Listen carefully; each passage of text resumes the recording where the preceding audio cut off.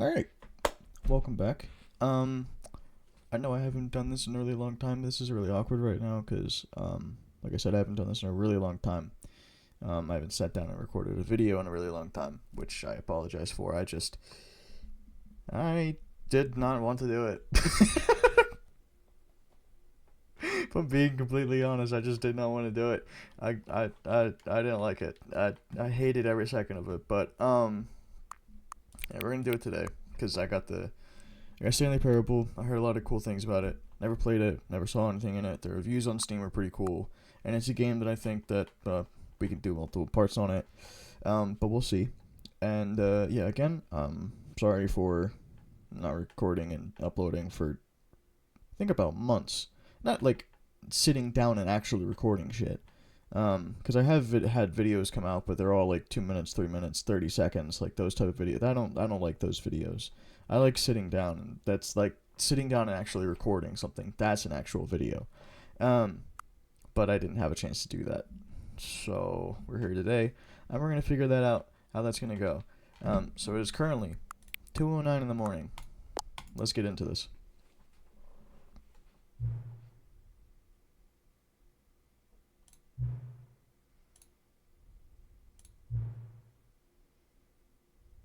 Oh yeah, I have played this once.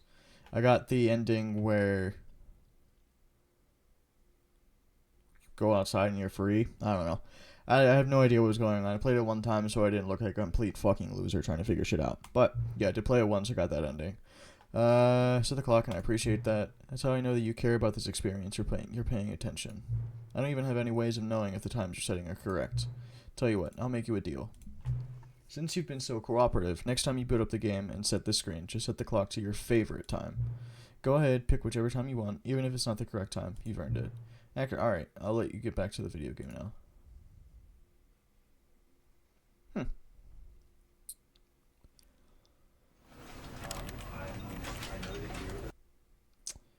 Okay. That's kind of cool, I guess. I bought Trombone King, or Trombone Champ, so they're going to be a couple This is the that. story of a man named Stanley. Stanley worked for a company in a big building where he was employee number 427. Employee number 427's job was simple. He sat at his desk in room 427 and he pushed buttons on a keyboard. Orders came to him through a monitor on his desk, telling him what buttons to push, how long to push them, and in what order. This is what employee 427 did every day of every month of every year. And although others might have considered it soul-rending, Stanley relished every moment that the orders came in, as though he had been made exactly for this job. And Stanley was happy. And then one day, something very peculiar happened. Something that would forever change Stanley. Something he would never quite forget. He had been at his desk for nearly an hour when he realized that not one single order had arrived on the monitor for him to follow. No one had showed up to give him instructions, call a meeting, or even say hi. Never in all his years at the company had this happened, this complete isolation. Something was very clearly wrong. Shocked, frozen solid, Stanley found himself unable to move for the longest time. But as he came to his wits and regained his senses, he got up from his desk and stepped out of his office. Sick. All of his co-workers were gone. What could it mean? Stanley decided to go to the meeting room. Perhaps he had simply missed a memo.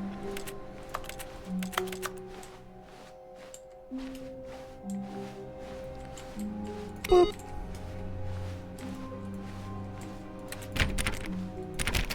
Open doors. No, okay. Open door. No, okay. When Stanley came to a set of 2 open doors, he entered the door on his left. No, I'm gonna go right. This was not the correct way to the meeting room, and Stanley knew it perfectly well. Perhaps he wanted to stop by the employee lounge first, just to admire it. Yes, truly a room worth admiring. But eager to get back to business, Stanley took the first open door on his left. Nuh-uh. Stanley was so bad at following directions, it's incredible he wasn't fired years ago. Yup. Look, Stanley, I think perhaps we've gotten off on the wrong foot here. I'm not your enemy, really, I'm not. I realize that investing your trust in someone else can be difficult, but the fact is that the story has been about nothing but you all this time. There's someone you've been neglecting, Stanley. Someone you've forgotten about. Please, stop trying to make every decision by yourself. Now, I'm not asking for me, I'm asking for her. What? This is it, Stanley. Your chance to redeem yourself, to put your work aside, to let her back into your life. She's been waiting.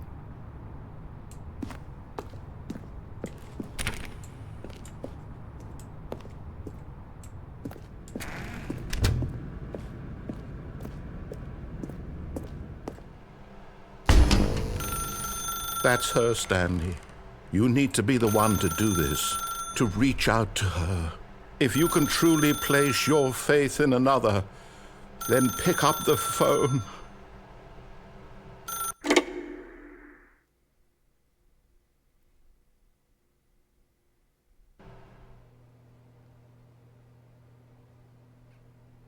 Oh, Stanley, is that you?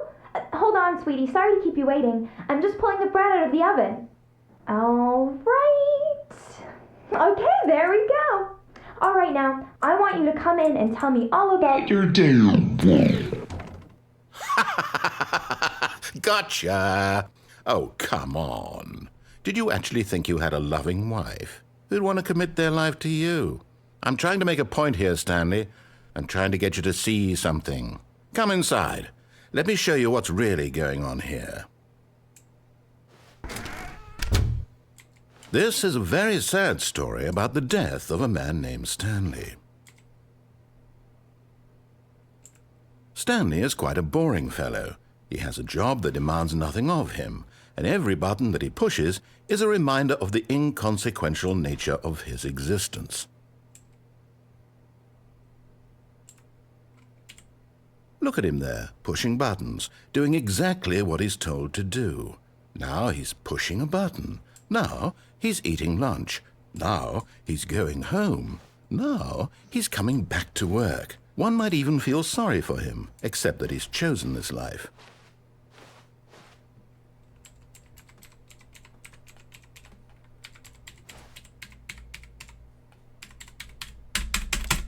But in his mind, in his mind he can go on fantastic adventures. From behind his desk, Stanley dreamed of wild expeditions into the unknown, fantastic discoveries of new lands.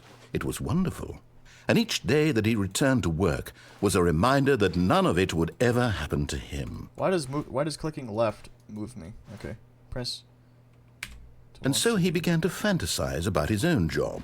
First, he imagined that one day while at work, he stepped up from his desk to realize that all of his co-workers, his boss, everyone in the building had suddenly vanished off the face of the earth. The thought excited him terribly. To spend time with the boys. So he went further. He imagined that he came to two open doors and that he could go through either. At last, choice. It barely even mattered what lay behind each door. The mere thought that his decisions would mean something was almost too wonderful to behold.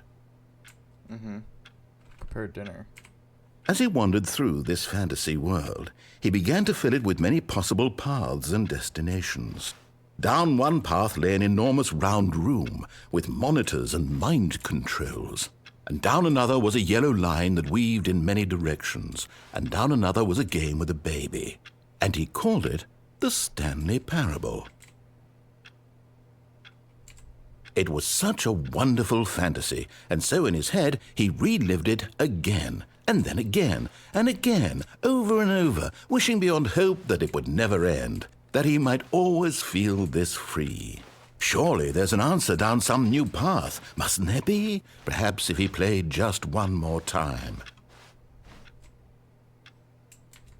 Hello, wife. But there is no answer. How could there possibly be?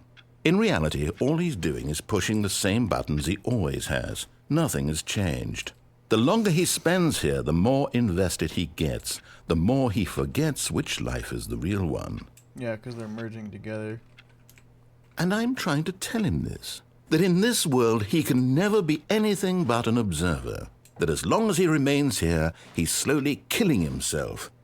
But he won't listen to me. He won't stop. Here, watch this. Stanley, the next time the screen asks you to push a button, do not do it.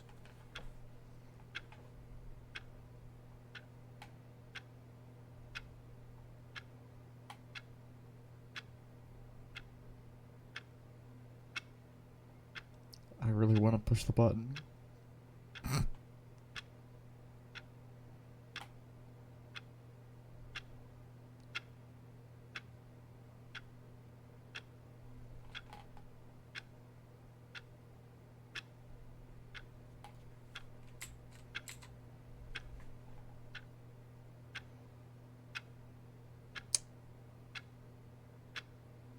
Riveting gameplay, I must say.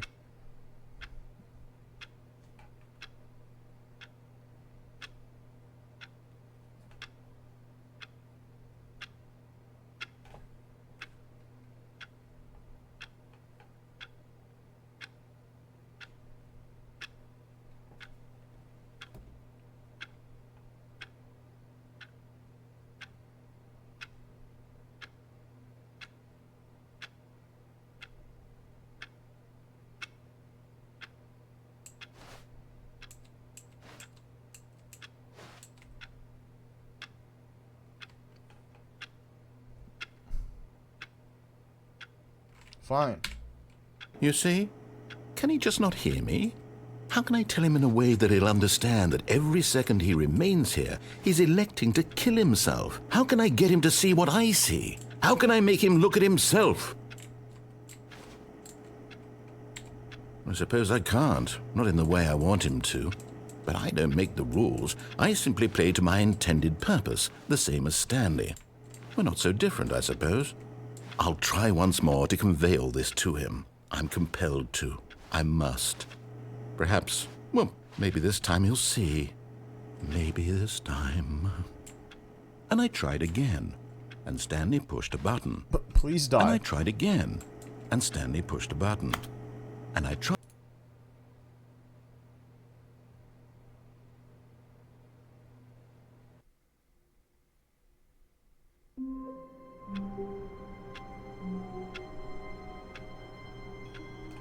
Are we back at the start? All of his co-workers were gone. What could it mean? Stanley decided to go to the meeting room. Perhaps he had simply missed a memo.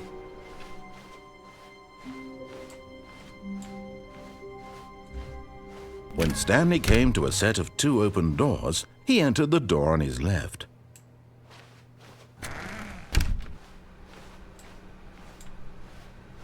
This is an interesting game. Yet there was not a single person here either. Feeling a wave of disbelief, Stanley decided to go up to his boss's office. Coming to a staircase, Stanley walked upstairs to his boss's office.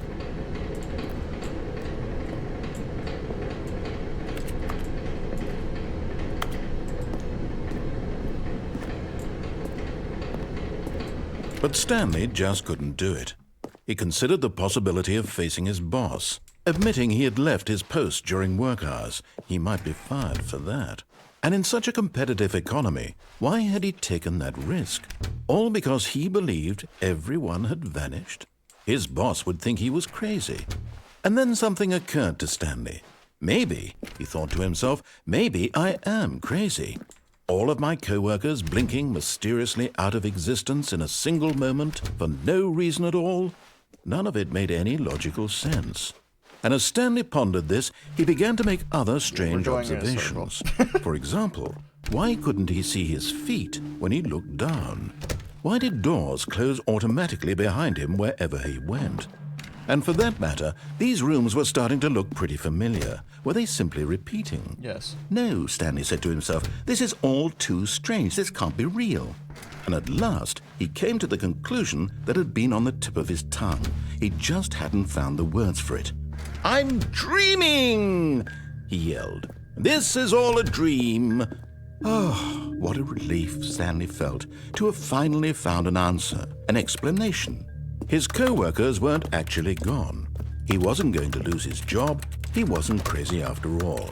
And he thought to himself, I suppose I'll wake up soon. I'll have to go back to my boring real-life job pushing buttons. I may as well enjoy this while I'm still lucid. So he imagined himself flying and began to gently float above the ground. Then he imagined himself soaring through space on a magical starfield, and it too appeared. It was so much fun, and Stanley marveled that he had still not woken up. How was he remaining so lucid? And then perhaps the strangest question of them all entered Stanley's head. One he was amazed he hadn't asked himself sooner. Why is there a voice in my head dictating everything that I'm doing and thinking? Now the voice was describing itself being considered by Stanley, who found it particularly strange. I'm dreaming about a voice describing me, thinking about how it's describing my thoughts, he thought. And while he thought it all very odd and wondered if this voice spoke to all people in their dreams, the truth was that, of course, this was not a dream. How could it be? Was Stanley simply deceiving himself, believing that if he's asleep, he doesn't have to take responsibility for himself? Yes. Stanley is as awake right now as he's ever been in his life. Now, hearing the voice speak these words was quite a shock to Stanley. After all, he knew for certain, beyond a doubt, that this was in fact a dream. Did the voice not see him float and make the magical stars just a moment ago? How else would the voice explain all that? This voice was a part of himself too. Surely, if he could just... He would prove it. He would prove that he was in control, that this was a dream. So he closed his eyes gently, and he invited himself to wake up. He felt the cool weight of the blanket on his skin, the press of the mattress on his back, the fresh air of a world outside this one. Let me wake up, he thought to himself. I'm through with this dream. I wish it to be over. Let me go back to my job. Let me continue pushing the buttons. Please, it's all I want. I want my apartment and my wife and my job. All I want is my life exactly the way it's always been. My life is normal. I am normal. Everything will be fine. I am okay.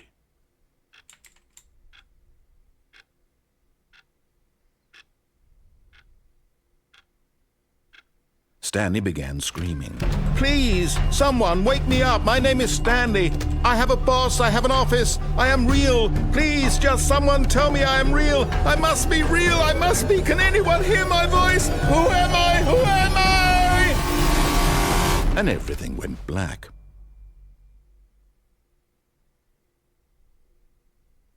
This is fucking This is the cool. story of a woman named Mariella. What?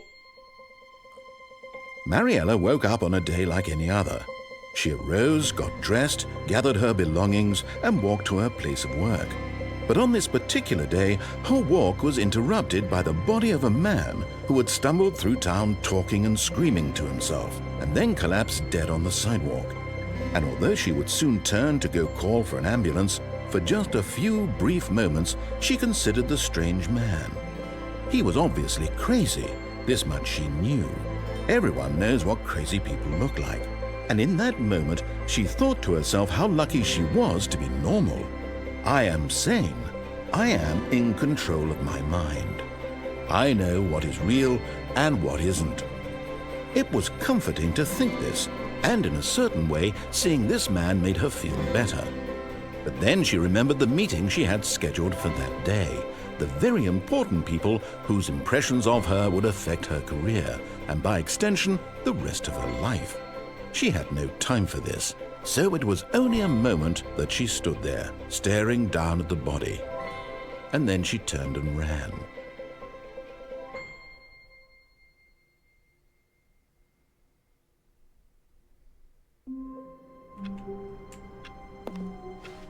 All of his co-workers were gone. What could it mean? I wonder how many Stanley different decided to go endings to the there are. meeting room. Perhaps he had simply missed a memo.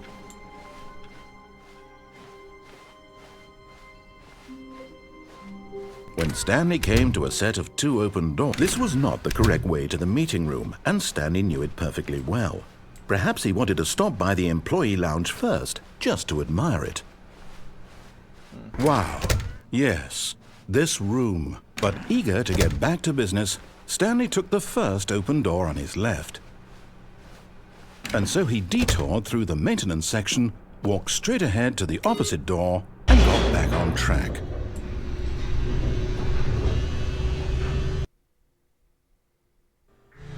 But Stanley didn't want to go back to the office. He wanted to wander about and get even further off track. So now in order to get back, he needed to go, from here it's, left. Okay. Oh, no, it's to the right, my mistake. Oh, okay. It's okay. No, not the right. Why would I have ever said it was to the right? What was I thinking? I don't know, man. It's okay. clearly... Oh, dear, would you hold on for a minute, please? Yeah, sure. Now, let's see. We went down right, left, down, left, right. Yep, okay, yes. I've got it now. This story is absolutely, definitely this way. Okay.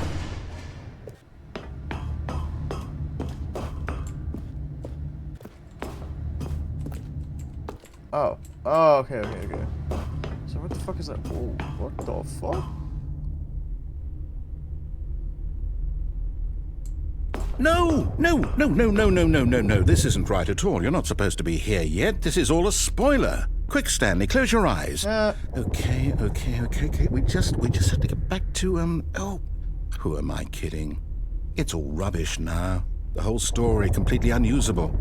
How about, rather than waste my time trying to salvage this nonsense, we'll just restart the game from the beginning. And this time, what? suppose we don't wander so far off track, Okay, from the top.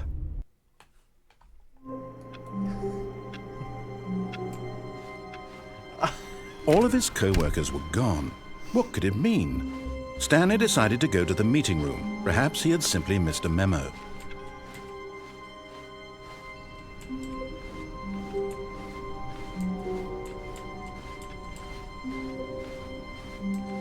When Stanley... Wait, what? No, I restarted. I swear, I definitely restarted the game over, completely fresh. Everything should be... Oh, did something change? Stanley, did you change anything when we were back in that room with all the monitors? No. Did you move the story somewhere, or... Hold on. Why am I asking you? I'm the one who wrote the story. Yeah. It was right here just a minute ago. I know for sure that it's here somewhere. Okay, then. It's an adventure. Come, Stanley. Let's find the story.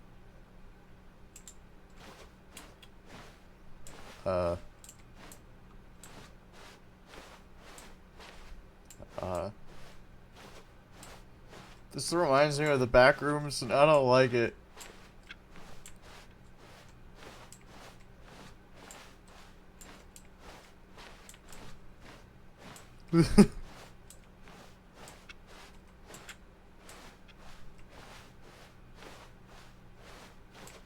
I'll say it. This is the worst adventure I've ever been. I can promise you there definitely was a story here before. Do we need to restart the game again? Well, I find it unlikely that we'll ever progress by starting over and over again, but it's got to be better than this. Okay, let's give it a shot. Why not?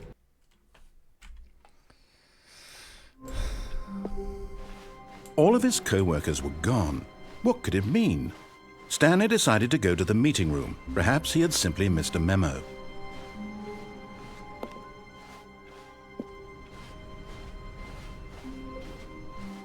Okay, yep, it's worse. I might be remembering this wrong. It's possible the story is back where we just came from. Why don't we go back the other direction and see if we missed anything?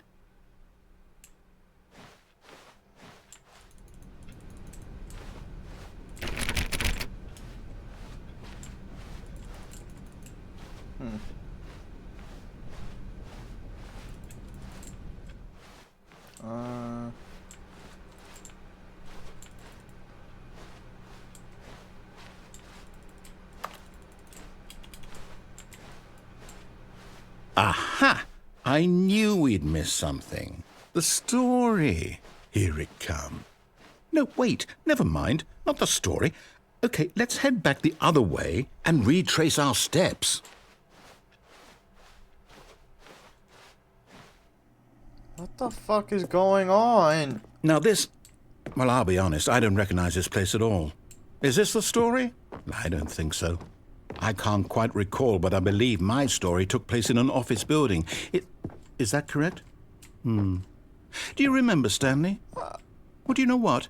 Since I've completely forgotten what we were supposed to be doing, how about this? You win! Congratulations! I know you put in a lot of hard work, and it really paid off, so good job. Oh, no. No, I don't feel right about this at all. We both know you didn't put in any actual work for that win. Some people win fair and square, and this was not one of those situations. Okay, I'm getting weirded out by whatever this place is. Okay. I don't care what might happen this time. I have to restart. No, don't restart. All right, I've got a solution. This time, to make sure we don't get lost, I've employed the help of the Stanley Parable Adventure Line. Just follow the line. How simple is that?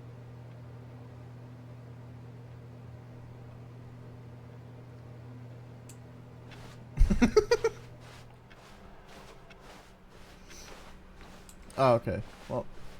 No, I'm down. We're leaving it up to the line from now on. Okay.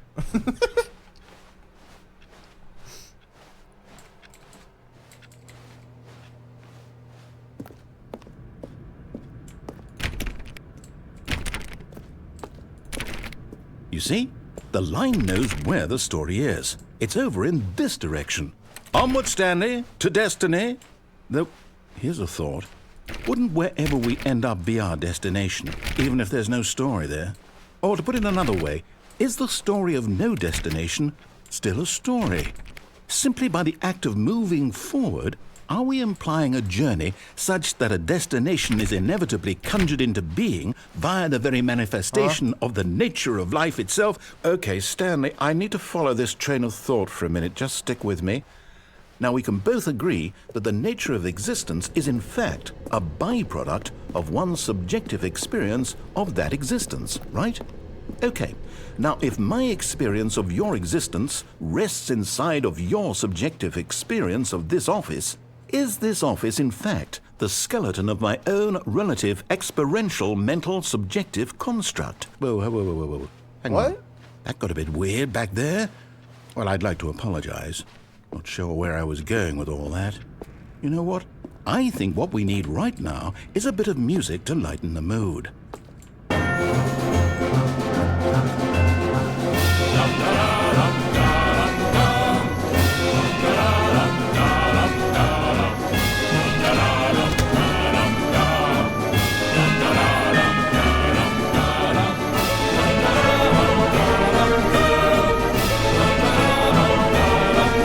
Cut the music, go back and look at that fern. Stanley, this fern will be very important later in the story. Make sure you study it closely and remember it carefully. You won't want to miss anything. Okay, it's a fern. Can I have the music back, please? Wait, what? We're back at the office? No.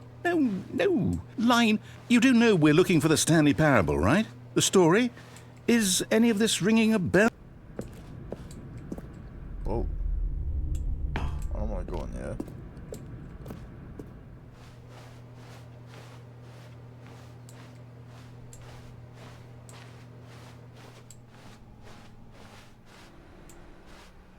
What? How?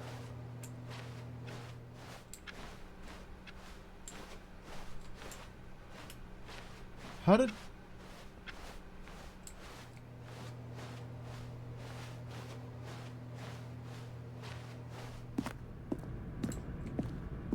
Oh, no, not again, Line. How could you have done this to us? And after we trusted you, after everything we've been through, you...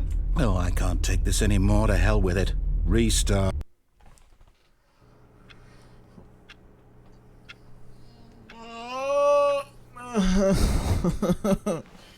Stop restarting. You know what, Stanley?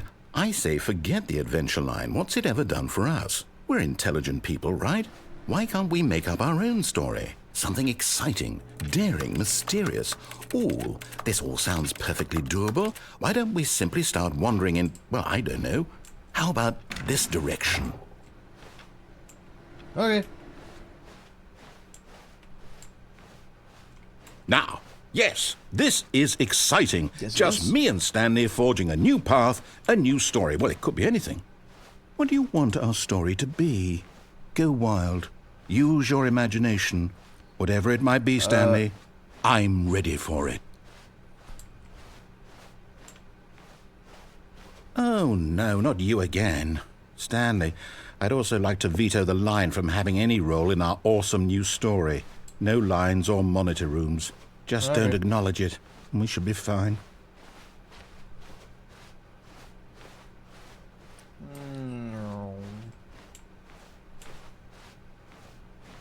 Ah, a choice. We get to make a decision. Yes. From here, the story is in our control. How important we mustn't squander the opportunity. In fact, I believe I need a minute to think here. Just walk in circles for a minute. Okay. Okay, so I know that each door has to lead somewhere, which means that somewhere, the place where we're trying to go, there must be a reverse door that leads here. Wait, there's and more that doors. in turn means that our destination Wait. corresponds with the counter-inverted Oh, no, there is. reverse door's origin. Yep. So starting from the right, let us ask, will taking the right door lead us to where we're going? And since the answer is clearly yes, then by all accounts, the door on the right is the correct one. Another victory for logic. Come, Stanley, our destiny awaits. What?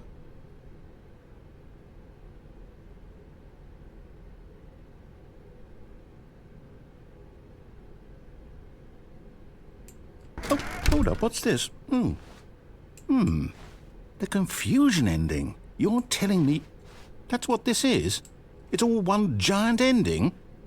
And we're supposed to restart the game, what, eight times? That's really how all this goes? It's all determined? So now, according to the schedule, I restart again. Then what? Am I just supposed to forget? Well, what if I don't want to forget? My mind goes blank simply because it's written here on this thing, wall. Well, who consulted me? Why don't I get to decide? Why don't I get a say in all of this?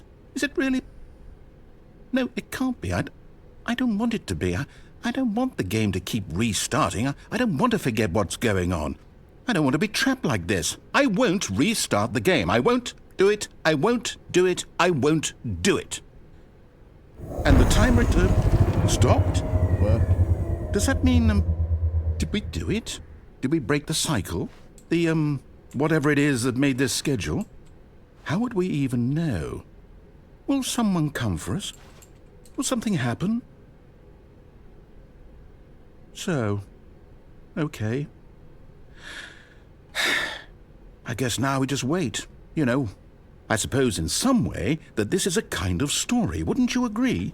I'm not quite sure if we're in the destination or the journey, though they're always saying that life is about the journey and not the destination, so I hope that's where we are right now. We'll find out, won't we? Eventually. Well, in the meantime, if you...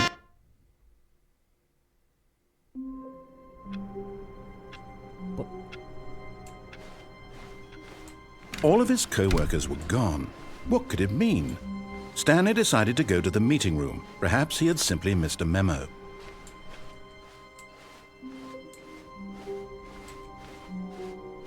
When Stanley came to a set of 2 open doors, he entered the door on his left.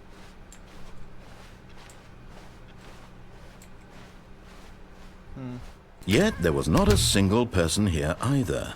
Feeling a wave of disbelief, Stanley decided to go up to... Stanley stepped into the broom closet, but there was nothing here, so he turned around and got back on. Coming to a staircase, Stanley walked upstairs to his boss's office. Oh, boss.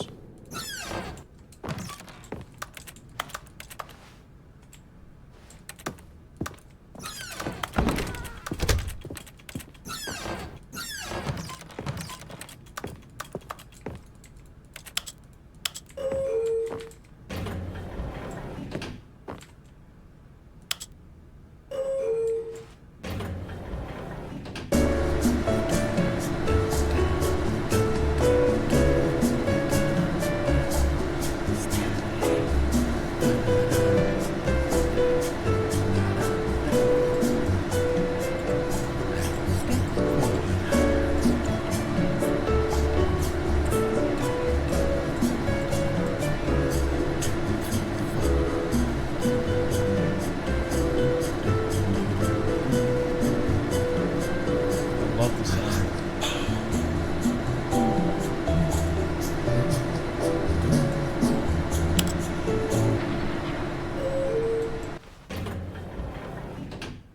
What? Okay, what about down?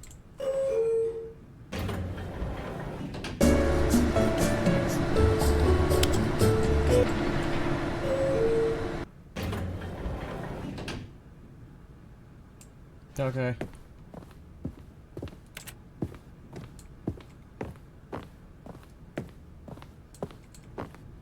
Stepping into his manager's office, Stanley was once again stunned to discover not an indication of any human life. Shocked, unraveled, Stanley wondered in disbelief who orchestrated this. What dark secret was being held from him? What he could not have known was that the keypad behind the boss's desk guarded the terrible truth that his boss had been keeping from him. And so the boss had assigned it an extra secret PIN number, 2845. But of course, Stanley couldn't possibly have known this. Yeah, I can't.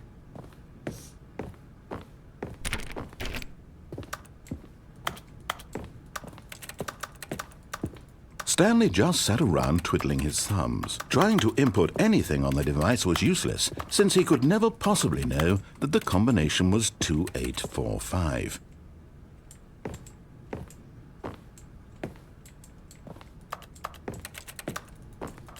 "2845. I don't know the combination.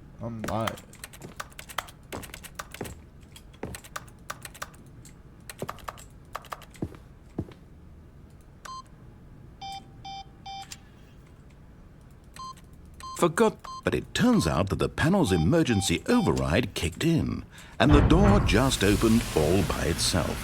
And Stanley got the hell along with the story. Well, whoop-de-doo. Okay.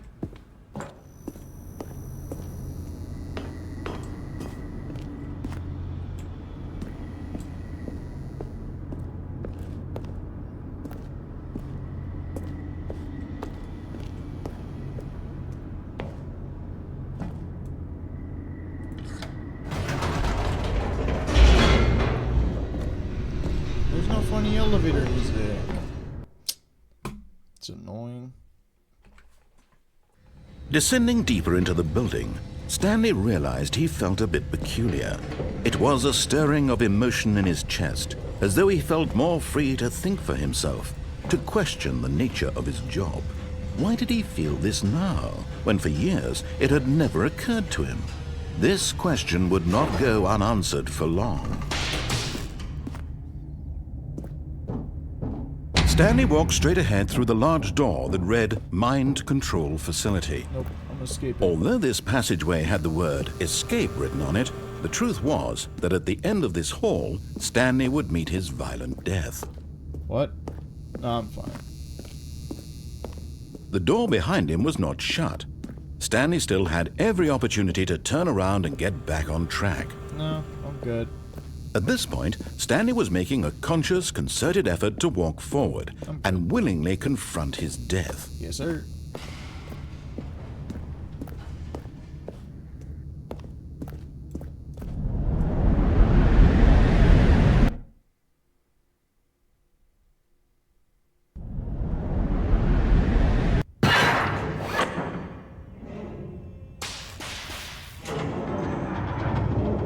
As the machine whirred into motion and Stanley was inched closer and closer to his demise, he reflected that his life had been of no consequence whatsoever.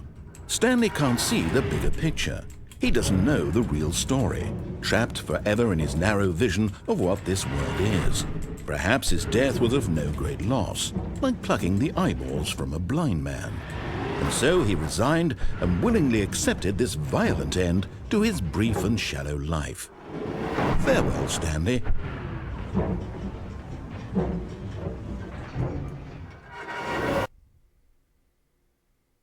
Farewell, Stanley, cried the narrator, as Stanley was led helplessly into the enormous metal jaws.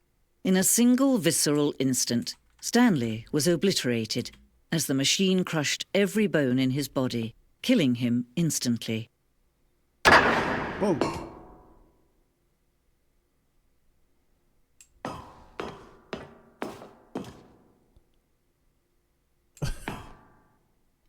And yet it would be just a few minutes before Stanley would restart the game, back in his office, as alive as ever. What exactly did the narrator think he was going to accomplish?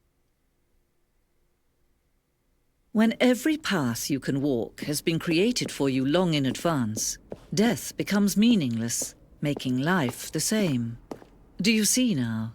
Do you see that Stanley was already dead from the moment he hit start? Whoa.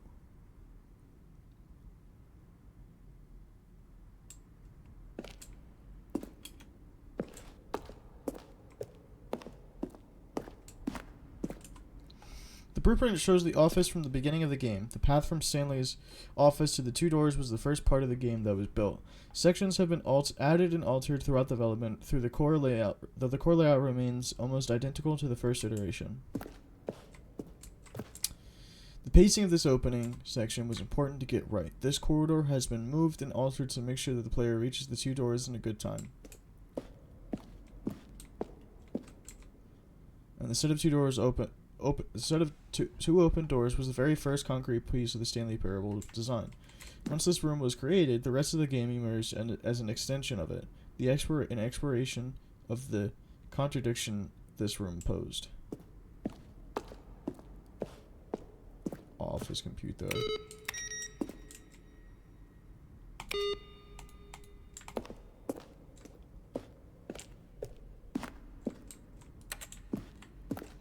The office.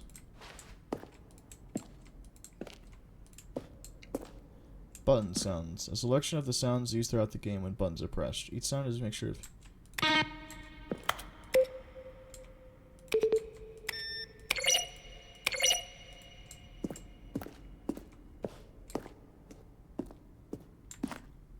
the office, maintenance room, an early version of the maintenance room.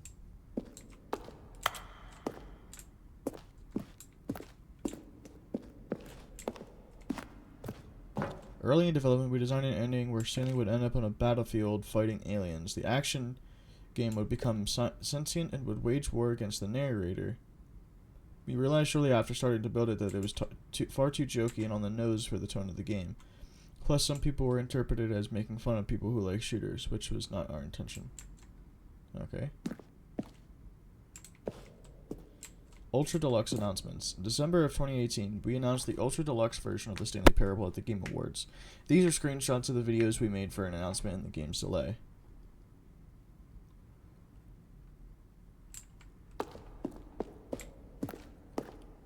Narrator emails. After the second trailer we sent out, we asked people to email the narrator for questions. Well, we had initially planned to use These further promotional materials, but you never found the perfect use for them. Here are a selection of those emails. From Sergi, asking the narrator, well, the thing I want to know is, what would you do if Stanley entered any other rooms? Okay. I have burning questions. On a scale of to how surreal will this game be? Where were you born with them? And finally, the most okay. What is Stanley's last name? It's Parable. Probably. I don't know. The Lounge. An early version of The Lounge. The Office. The Apartment Timer. In a previous version of the choice leading to the apartment ending, a timer would give you 15 seconds to pick up the phone. Not picking up the phone would lead to a different ending. The Cargo Lift. The second version is functionally the same as what it's in the final game, but we wanted it to look more like a place where cargo is actually stored. The Cargo Lift. The Cargo Lift was always intended to offer the choice of staying on or jumping to a different path. However, after this early version, we decided we also wanted the option of the player falling to their death.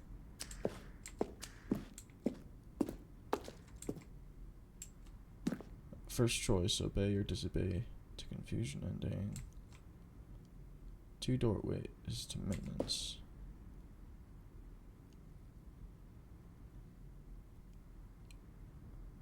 First choice, obey to the staircase to confusion ending.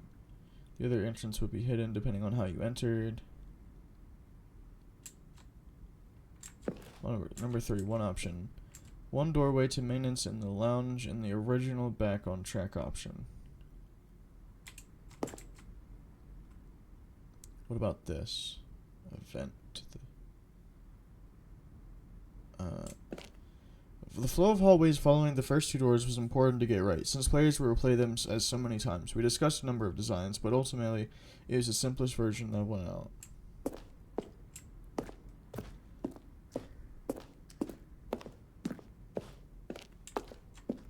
Zending levers. These levers were originally a part of the Zending. The player would pull a lever and the narrator would describe what color they had pulled. This screenshot depicts an early version of the ending known as the Zending, which was eventually cut and merged with another part of the game.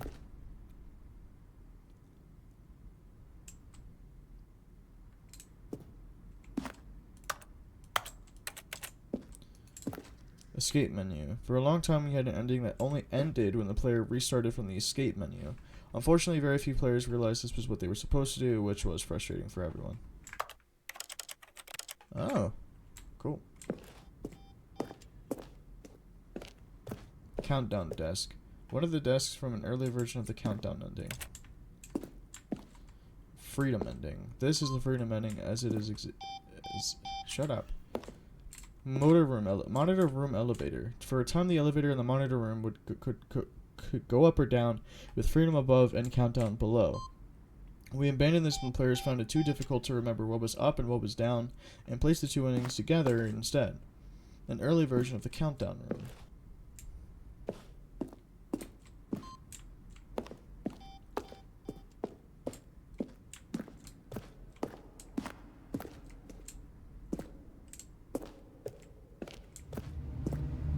Stanley's office. From left to right, the evolution of Stanley's office. Over time, the first was created in November 2011, the second in March 2012, and the third in February of 2013.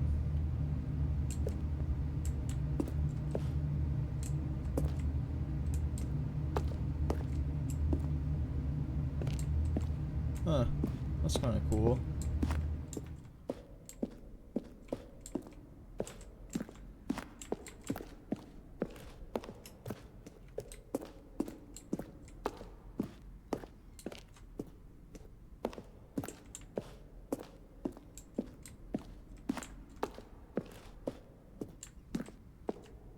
Boss's office. Screens from the development of the boss's office. Office clock. Next, I'm trying to solve it. Here, Stanley. Underground. An early version of the underground portion of the game. Narration Nothing there. outtakes. Shoot. Kevin Brighting, Well, the voice try of the the other one narrator, then. recorded dialogue for the entire game roughly 3 separate times over the 2 years of development. These are clips from Stanley early stood takes on that the were not snow. used in the final game.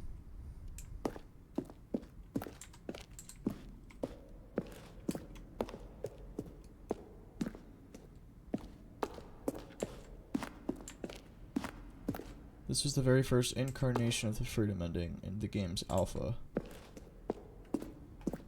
Alright, well, Oh, look at these two. How they wish to destroy one another. How they wish to control one another. How they both wish to be free.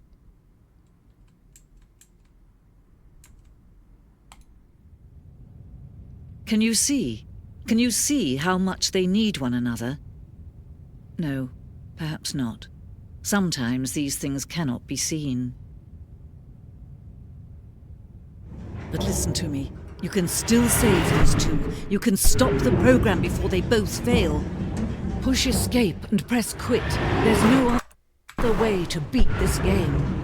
As long as you move forward, you'll be walking someone else's path. Stop now and it'll be your only true choice. Whatever you do, choose.